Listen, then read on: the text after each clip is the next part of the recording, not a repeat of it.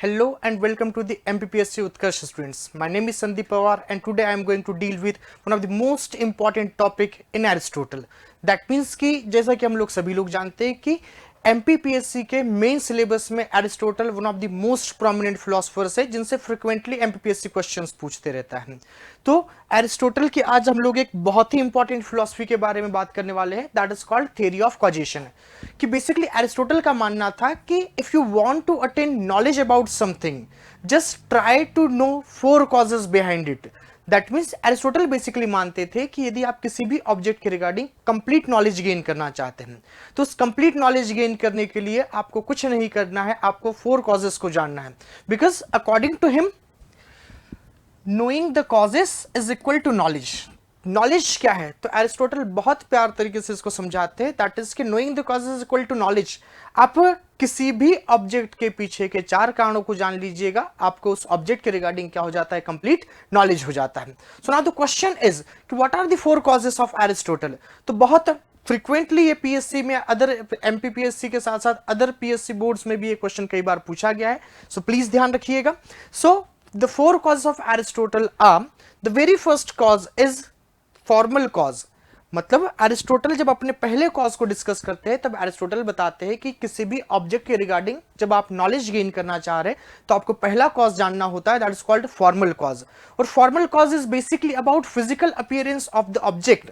That means कि हम लोग करने क्या वाले हैं इसमें, हम लोग उस ऑब्जेक्ट के फिजिकल अपीयरेंस को जानते हैं कि उस ऑब्जेक्ट का शेप कैसा है, उस ऑब्जेक्ट का साइज कितना है, उस ऑब्जेक्ट का कलर कितना है, बेसिकली या किस टाइप का कलर है, बेसिकली ये कुछ बेसिक चीजें उसके फिजिकल अपीयरेंस रिलेटेड हम लोग जानते हैं स्पेसिफिकली इन फॉर्मल कॉज।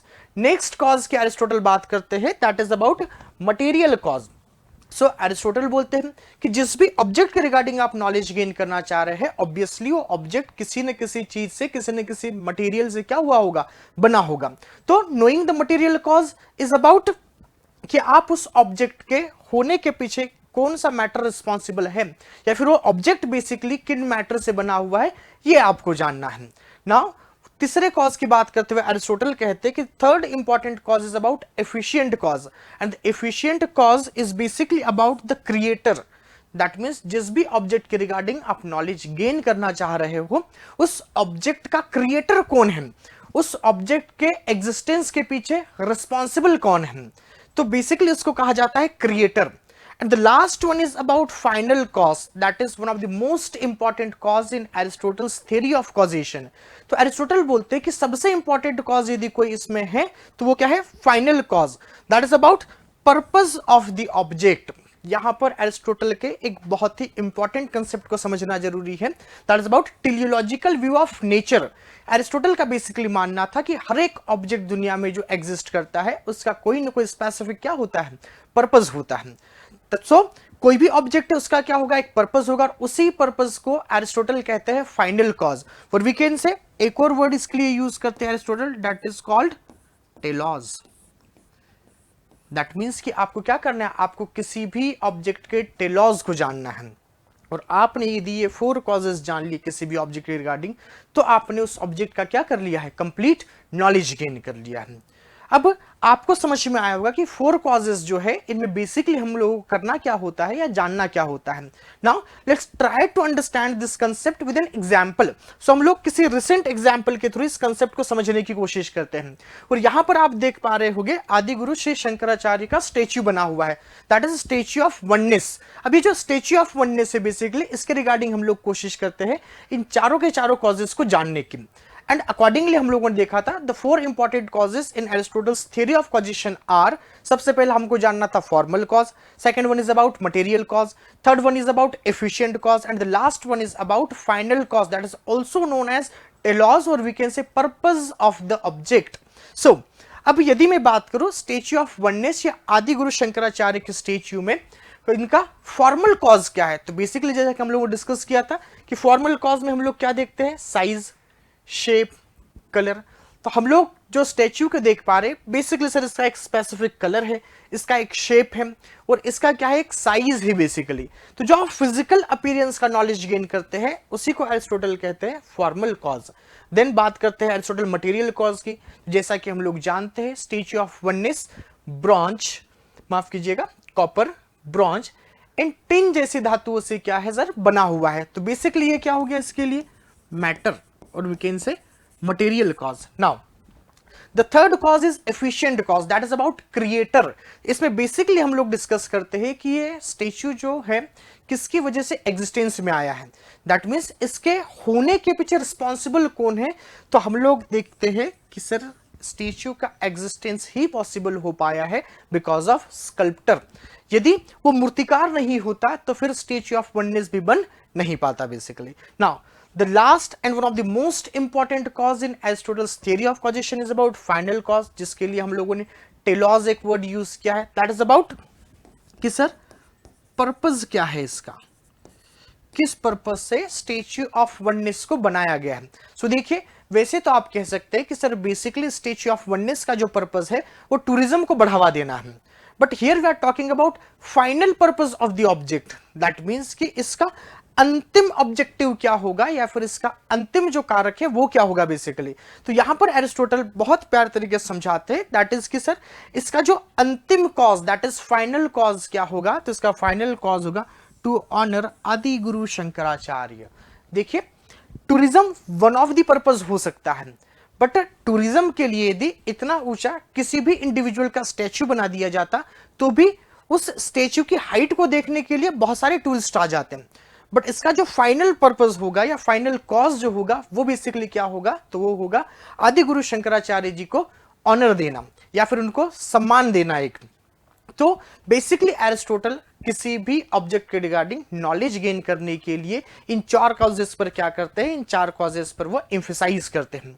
और यहीं पर एरिस्टोटल अपनी इस थ्योरी को एक बहुत ही अच्छे कंसेप्ट से रिलेट करते हैं, that is called the concept of happiness. और एरिस्टोटल डिस्कस करते हैं इन 4 कॉजेस को ह्यूमन बीइंग के रिगार्डिंग। और एरिस्टोटल का मानना है कि if you want to attain knowledge about a human you have to know 4 causes. Again आपको क्या करना पड़ेगा, इन 4 कॉजेस को जानना है। And what are the 4 causes, तो वन बाय वन यदि मैं ह्यूमन के रिगार्डिंग बात करूं तो ह्यूमन के लिए फॉर्मल कॉज क्या हो जाता है, सर उसकी हाइट कितनी है, सर उनकी हेल्थ कैसी है, सर स्किन का कलर क्या है, तो वो क्या हो गया basically formal cause. Second one is about material cause, और मटेरियल कॉज का मतलब कि ह्यूमन बॉडी किन मैटर से बनी हुई है। तो जैसा हम लोग जानते हैं कि ह्यूमन बॉडी सर टिश्यूज से बनी हुई है, सेल्स से बनी हुई है बेसिकली, तो ये क्या हो गया हमारे लिए material cause. The third one is efficient cause, और एफिशिएंट कॉज हम लोग किसी भी ऑब्जेक्ट का डिस्कस करते हैं तो हम लोग उसमें बात करते हैं क्रिएटर की। तो जनरली हम लोग जानते हैं कि we all are created by God, तो ह्यूमन बीइंग के रिगार्डिंग एफिशिएंट कॉज क्या हो जाता है हमारे लिए, God. The last one is about final cause. Final cause मतलब कि पर्पस क्या है ह्यूमन बीइंग का।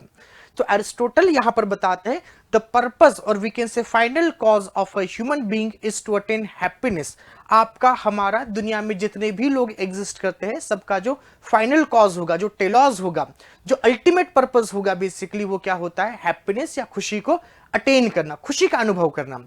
और दोस्तों एरिस्टोटल के लिए खुशी बेसिकली वो खुशी नहीं है जिसमें हम सब हमारी खुशी या हैप्पीनेस ढूंढते हैं, क्योंकि एरिस्टोटल जब भी किसी कंसेप्ट की बात करते थे एरिस्टोटल एग्जिस्टिंग कंसेप्ट्स को पहले क्या करते थे, एग्जामिन करते थे।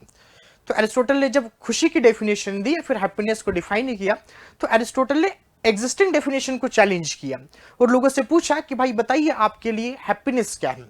तो किसी ने कहा ऑनर जो है वो हैप्पीनेस है मेरे लिए, किसी ने कहा मेरे लिए हैप्पीनेस पैसा है, मनी इज हैप्पीनेस।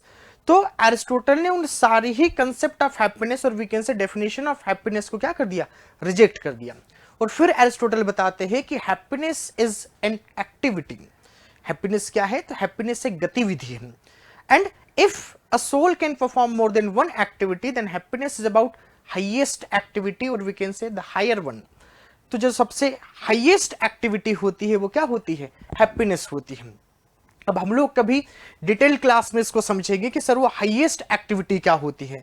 सो मैं डायरेक्टली आपको बता दूं कि highest activity for Aristotle is about rational activity.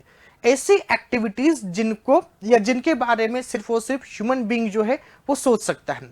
और ऐसी एक्टिविटी क्या होती है, तो एरिस्टोटल बहुत खूबसूरत तरीके से इसको समझाते हुए कहते हैं कि thinking about changing things human being की एक क्वालिटी है कि ह्यूमन बीइंग में क्या होता है, रीजनिंग होती है। ह्यूमन बीइंग जो है कई सारी लैंग्वेजेस बना सकता है और अपने इमोशंस को शेयर कर सकता है। तो इसलिए एरिस्टोटल कहते हैं कि happiness is about rational activity Happiness is about highest activity and the highest activity is rational activity. And rational activity क्या है एरिस्टोटल के लिए? Thinking about changing things like our circumstances. हम हमारे situations, हमारे circumstances के बारे में सोच सकते हैं और अपने सर्कमस्टांसेस के बारे में जानवर नहीं सोच सकते, अपने सर्कमस्टांसेस के बारे में प्लांट्स नहीं सोच सकते, अपने सर्कमस्टांसेस के बारे में भगवान को सोचने की जरूरत है नहीं. तो we can say thinking about changing thing is one of the activity which can be only performed by a human being. That is why this is one of the activity which makes us unique. क्या करती है ये activity? हम लोगों को unique बनाती है. सो दोस्तों, एरिस्टोटल ने बहुत ही खूबसूरत तरीके से अपने थ्योरी ऑफ पॉजिशन को रिलेट किया है थ्योरी ऑफ हैप्पीनेस और कंसेप्ट ऑफ हैप्पीनेस से. सो आई होप कि आप लोगों को ये क्लास समझ में आई होगी. और चलिए, तो जैसा कि आप सब लोग जानते हैं, हम लोग दिवाली सेलिब्रेट कर रहे हैं और इसी दिवाली के उपलक्ष्य में उत्कर्ष आपके लिए लेके आया है 24 से 3 नवंबर तक का एक बहुत ही शानदार ऑफर.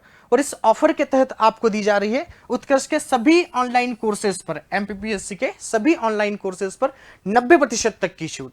साथ ही साथ आपको दिया जा रहा है एक्स्ट्रा महीने का एक्स्ट्रा वैलिडिटी. दैट मीन्स कि आपको 90% छूट तो मिलेगी ही ऑनलाइन कोर्सेज पर, साथ ही साथ 3 महीने की मिलेगी एक्स्ट्रा वैलिडिटी. सिर्फ इतना ही नहीं दोस्तों, उत्कर्ष इसके साथ ही आपको और भी कई सारे ऑफर्स आपके लिए लेते आते रहता है. तो चलिए, होप कि आप लोगों को क्लास समझ में आई होगी. जितना जल्दी हो सकता है आप इस ऑफर को अवेल कीजिएगा. मिलते हैं नेक्स्ट क्लास में. Thank you.